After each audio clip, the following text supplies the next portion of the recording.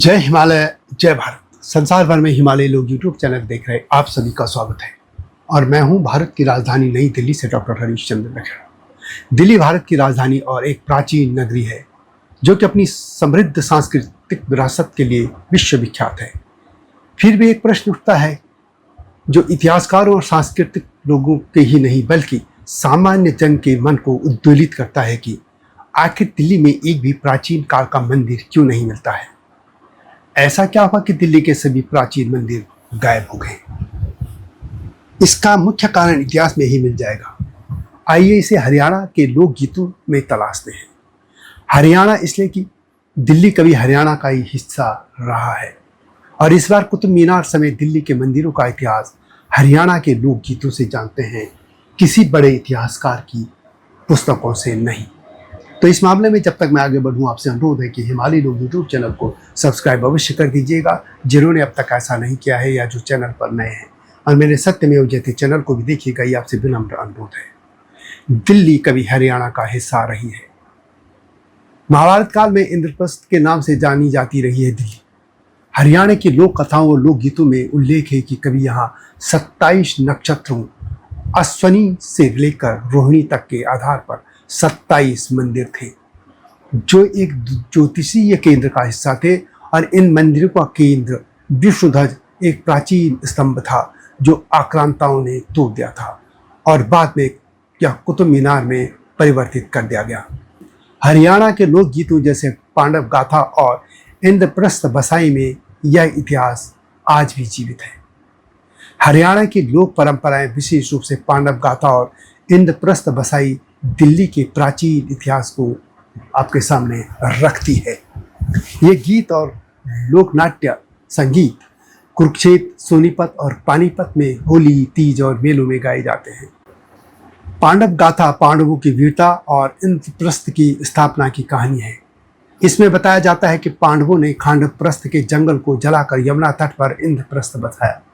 गीत में एक लोकप्रिय पंक्ति है, 27 तारे 27 मंदिर इंद्रप्रस्थ में ज्योति जलावे।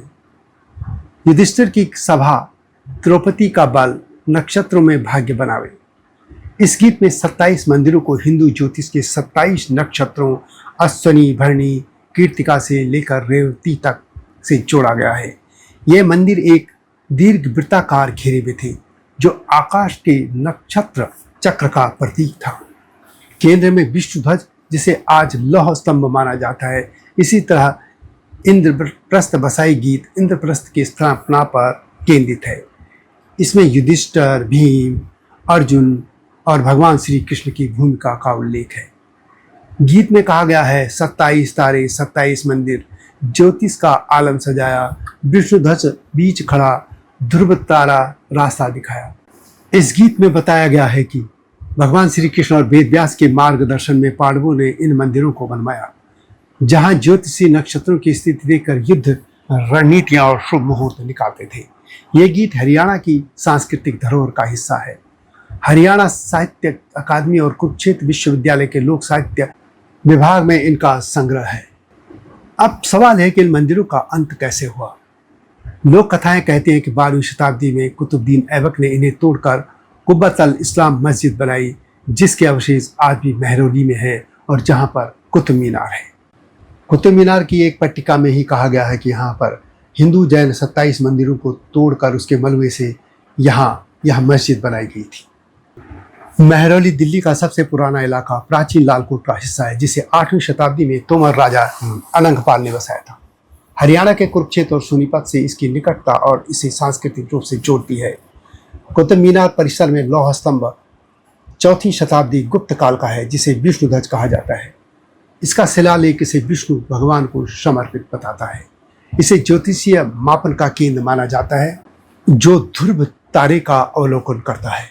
बराह मिहिर, जिनका कार्यकाल 500 से 587 ईस्वी है, गुप्त काल के महान ज्योतिषी उज्जैन में रहते थे और महाराजा विक्रमादित्य के नवरत्न थे। उनके ग्रंथ बृहत संहिता, पंच सिद्धांतिका और बृहजातक ज्योतिष और खगोल शास्त्र के आधार पर है। बृहत संहिता में 27 नक्षत्रों और मंदिर निर्माण का वर्णन है जो महरौली की 27 मंदिरों की लोक कथा से मेल खाता है। पंच सिद्धांतिका में नक्षत्र गणना और वेदशालाओं का उल्लेख है। हालांकि बराहमिरी का दिल्ली से सीधा संबंध नहीं है, लेकिन माना जाता है कि उन्हीं के नाम पर यहाँ पे एक वेदशाला बनाई गई थी और 27 मंदिर जो दिल्ली के विभिन्न क्षेत्रों में थे वे 27 नक्षत्रों की तरह जुड़े थे। हरियाणा की लोक कथाएं उन्हें इंद्रप्रस्थ के ज्योतिषीय मार्गदर्शक के रूप में चित्रित करती है। पुरातत्व सर्वेक्षण ऑफ इंडिया ने महरौली में मंदिरों के अवशेष जैसे कमल नक्काशी और मूर्तियां भी पाई हैं और यह कुतुब मीनार परिसर में आप भी देख सकते हैं। वास्तव में दिल्ली में प्राचीन काल में मंदिरों की कोई कमी नहीं थी। यदि यहाँ खुदाई हो तो उनके अवशेष आज भी मिल जाएंगे। प्राचीन काल में महाभारत काल से गुप्त काल तक मंदिर मुख्य रूप से लकड़ी, मिट्टी और क्षणशील सामग्रियों से बनाए जाते थे, जो समय, मौसम और प्राकृतिक आपदाओं जैसे यमुना की बाढ़ आदि से नष्ट हो गए और जो बच्चे खुचे थे वो मुस्लिम आक्रांताओं ने ढहा दिए। दिल्ली पर बार बार आक्रमण हुए। महमूद गजनवी, जिसने 11वीं शताब्दी में, मोहम्मद गौरी और कुतुबुद्दीन ऐबक 12वीं शताब्दी जैसे आक्रांताओं ने मंदिरों को ध्वस्त किया। महरौली के कुतुब मीनार परिसर में कुब्बत अल इस्लाम मस्जिद के शिलालेख में स्पष्ट उल्लेख है कि 27 हिंदू जैन मंदिरों को तोड़कर मस्जिद बनाई गई थी। इन मंदिरों का अवशेष जैसे गणेश मूर्तियां, कमल नक्काशी मस्जिद की संरचना में उपयोग है। आधुनिक शहरीकरण और ब्रिटिश काल की उपेक्षा ने बचे खुचे अवशेषों को भी दबा दिया। पुरातत्व सर्वेक्षण ऑफ इंडिया की रिपोर्ट भी बताती है कि दिल्ली में खुदाई सीमित रही क्योंकि निरंतर बस्तियां बसती रही। दिल्ली में यदि पुराने मंदिरों में बात करो तो महरौली में योग माया मंदिर और कालकाजी मंदिर हैं, लेकिन उनकी वर्तमान संरचनाएं बहुत बात की हैं। हरियाणा का इतिहास मौर्य से मुगल तक महरौली से जुड़ा है। पानीपत की लड़ाइयों ने दिल्ली को प्रभावित किया। एएसआई की खुदाई में मंदिर अवशेष तो मिले जो हरियाणा की लोक कथाओं से मेल खाते हैं। और लोक कथाओं का महत्व में एक और घटना से सामने रख देता हूँ। उत्तराखंड की यदि कभी आप नंदा राजजात यात्रा में जाएं तो एक जगह एक तालाब है जहाँ पे सैकड़ों लोगों की हड्डियाँ मिलती हैं। उस मामले में कई तरह की रिसर्च हुई थी और जिसमें ये बाद में पता चला कि कोई मैदानी क्षेत्र के राजा गए थे और उनके साथ स्थानीय लोग भी सामान ढोने वाले थे और ओलावृष्टि से लोग मारे गए और उनके अवशेष वहीं पड़े रह गए। लेकिन जब तथ्य पाया गया कि वहाँ की स्थानीय लोक गीतों को लोगों ने पढ़ा सुना तो उसमें यही तथ्य था कि मैदान से एक राजा के साथ बहुत से लोग गए थे और ओलावृष्टि से वे मारे गए थे। यानी जो कथा साइंटिफिक तरीके के सामने आई वही वहाँ की लोक गाथाओं में पाई गई थी और यही बात हरियाणा के लोकगीतों में है। इतिहासकारों ने कभी भी हरियाणा के लोकगीतों को इस तरीके से महरौली के इतिहास से, दिल्ली के इतिहास से, दिल्ली के मंदिरों के इतिहास से कभी पढ़ने की कोशिश नहीं की, जानने की कोशिश की। और यह मैंने हरियाणा के लोकगीतों से इस इतिहास को आपके सामने रखने का प्रयास किया है।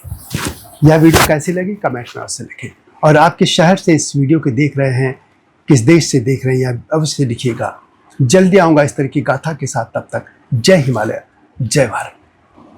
हिमालय पे पेड़ हो तो गीत गाएंगी नदियाँ, गीत गाएंगी नदियाँ।